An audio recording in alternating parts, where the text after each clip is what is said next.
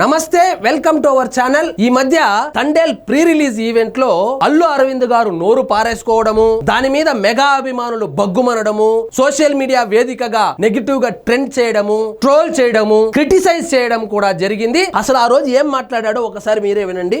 ఒక చరిత్ర సృష్టించిన దిల్ రాజు ఒక సినిమా ఎలా చేస్తూ ఒక సినిమాని ఎక్కడికో తీసుకెళ్లి మళ్ళీ ఇన్కమ్ ట్యాక్స్ ఇన్వైట్ చేసి రకరకాలు చేశాడు ఒక వారంలో.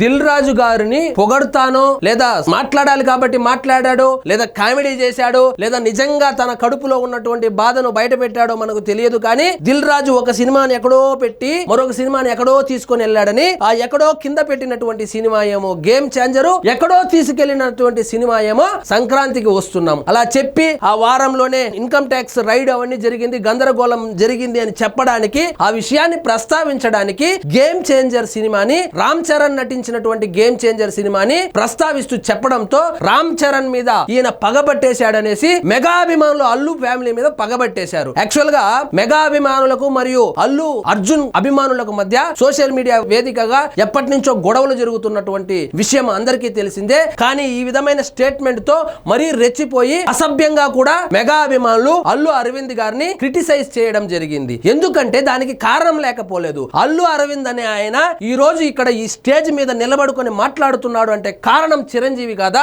ఆ గీతా ఆర్ట్స్ ఇంత పెద్ద బ్యానర్ కావడానికి చిరంజీవి చేసిన సినిమాలు కాదా? ఒకసారి గూగుల్లోకి వెళ్ళి గీతా ఆర్ట్స్ అని కొట్టండి, అక్కడ వచ్చేటువంటి సినిమాలు మొత్తం చూడండి. అందులో హిట్ అయినటువంటి సినిమాలు ఏవేవి ఉన్నాయో చూడండి. అందులో 80% సినిమాలు చిరంజీవి కాదా? తీసిన మొత్తం సినిమాల్లో దాదాపు 70 నుంచి 80% సినిమాలు నీకు డేట్లు ఇచ్చి చేసింది మెగా హీరోలు కాదా? చిరంజీవి గారు అయితేనేమి, పవన్ కళ్యాణ్ గారు అయితేనేమి, రామ్ చరణ్ అయితేనేమి, మీ సంస్థకు పేరు తెచ్చినటువంటి మగధీరా అనే సినిమా నటించింది కూడా రామ్ చరణే కదా? ఇదన్నీ మర్చిపోయి ఎవరినో పొగడాలనో ఏదో మాట్లాడాలనో సందర్భం కూడా లేకుండా ఈ విధంగా మాట్లాడడంతో ఒక్కసారిగా సోషల్ మీడియాలో బగ్గుమన్నారు మెగా అభిమానులు. తరువాత రియలైజ్ అయ్యాడో లేకపోతే నెక్స్ట్ సినిమాలు కూడా డ్యామేజ్ జరుగుతుంది అని భావించాడో నాకు తెలియదు, కానీ వచ్చి నిన్న సారీ చెప్పాడు. ఆ వీడియో చూడండి ఒకసారి. ఈ మధ్య దిల్ రాజు గారిని నేను నా స్టేజ్ మీద ఆహ్వానించి చెప్పేటప్పుడు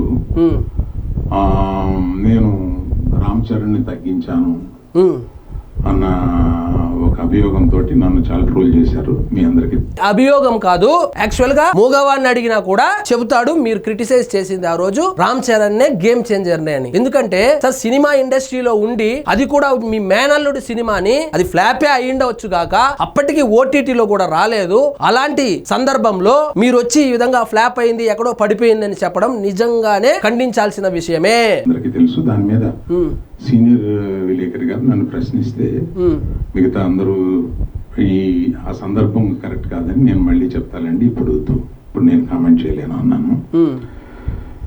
దాని మీద ఏం చేస్తారులే మెగా అభిమానులు అని అనుకున్నారు, అది మిస్ఫైర్ అయింది, సోషల్ మీడియాలో రచ్చ అయింది. కాబట్టి ఇప్పుడు వచ్చి బిస్కెట్ వేస్తా అన్నాడు. మీకు అంటే పబ్లిక్ నేను చెప్పాలని అనుకున్నది ఏంటంటే, ఆ రోజు దిల్ రాజు గారిని ఆహ్వానిస్తూ ఆయన ఒక్క వారం రోజుల్లోనే కష్టాలు నష్టాలు ఇన్కమ్ ట్యాక్స్లు ఇవన్నీ అనుభవించారు.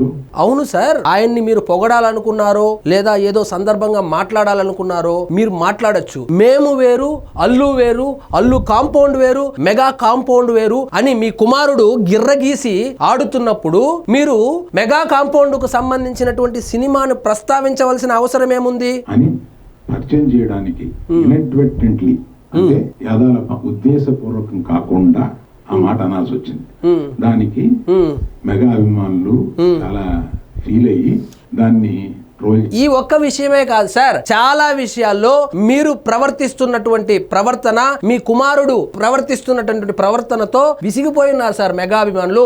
మీకు తెలుసో లేదో మెగా అభిమానులు చాలా వరకు పుష్ప అనే సినిమానే చూడలేదు. అందుకే ఆంధ్రాలోను నైజాంలోను ఊహించినంత కలెక్షన్స్ రాలేదు. కావాలంటే రిపోర్ట్ తెప్పించుకొని చూడండి. జరగవలసినటువంటి డ్యామేజ్ ఆల్రెడీ జరిగిపోయింది సార్. సినిమా హిందీలో చాలా బాగా ఆడి ఉండవచ్చు గాక, ఒకసారి గోదావరి జిల్లాలు, వైజాగ్, రాయలసీమ రిపోర్ట్ తెచ్చుకొని చూడండి. ఇంతకు ముందు మీ కుమారుడి సినిమాలు ఎలా ఆడేటప్పుడు ఇప్పుడు ఎలా ఆడింది, ఇంత హైప్ లో రిలీజ్ అయినా కూడా ఎందుకో ఆశించినంత కలెక్షన్స్ రాబట్టలేకపోయింది అని ఒకసారి రిపోర్ట్ తెప్పించుకోండి. మీ వ్యవహార శైలే దానికి కారణం కాదా? ట్రోల్ చేసి నన్ను ట్రోల్ చేసి చేస్తారు సార్, ఫీల్ అయినా ఖచ్చితంగా చేస్తారు. రామ్ చరణ్ ఫ్యాన్స్ కి కూడా మనోభావాలు ఉంటుంది, మీకు ఒకరికే కాదు, వాళ్ళకి మనోభావాలు ఉంటాయి, మెగా అభిమానులకు మనోభావాలు ఉంటాయి. మనోభావాలు గాయపడినప్పుడు ఖచ్చితంగా ట్రోల్ చేస్తారు. అభిమానులకి నేను చెప్తున్నాను, ఉద్దేశపూర్వకంగా చేసింది కాదు. నేను చరణ్ నా కొడుకు లాంటి, అంటే నాకున్న ఏకైక మేనలుడు. నాకు చరణ్ కొడుకు లాంటి వాడు, నాకు అతను ఏకైక మేనల్లుడు, ఆయనకు నేను ఏకైక మేనమామ అని చెప్పి కవరింగ్ ఇస్తాడు. అతనికి ఉన్న ఏకైక మేన. ఎవరైనా కొడుకు లాంటి వాడి సినిమా ఫ్లాప్ అయిపోయింది, కింద పడిపోయింది అని పబ్లిక్ లో చెప్తారా అల్లు అరవింద్ గారు? మీరు చెప్పారు మరి. అందుకని ఎమోషనల్ గా చెప్తున్నాను, please please leave us behind. Charan కి నాకు ఉండే వాళ్ళు ఎప్పుడో వదిలేశారు సార్, మెగా ఫ్యాన్స్ ఎప్పుడో వదిలేశారు. కెలికితే మీరు మీ కాంపౌండ్ లో నుంచి ఎవరో ఒకరు కెలుకుతా ఉంటారు, మీరు కెలుకుతారు, వాళ్ళు ట్రిగర్ అవుతారు, పెంట అవుతుంది. ప్రతిసారి జరుగుతా ఉండేది అదే సార్. ఒక రిలేషన్షిప్ ఇస్ ఎక్సలెంట్ రిలేషన్షిప్ లో ఉంటాం మేము.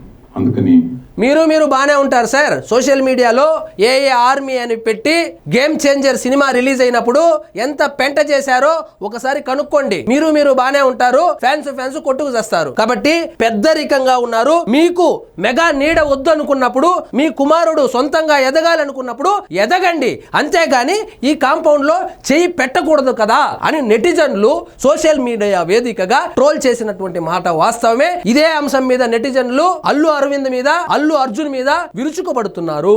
ఇదండి ఈ రోజు మన టాపిక్. మీకు ఈ వీడియో నచ్చినట్లయితే లైక్ చేయండి, షేర్ చేయండి, ఛానల్ మాత్రం సబ్స్క్రైబ్ చేసుకోవడం మర్చిపోవద్దు.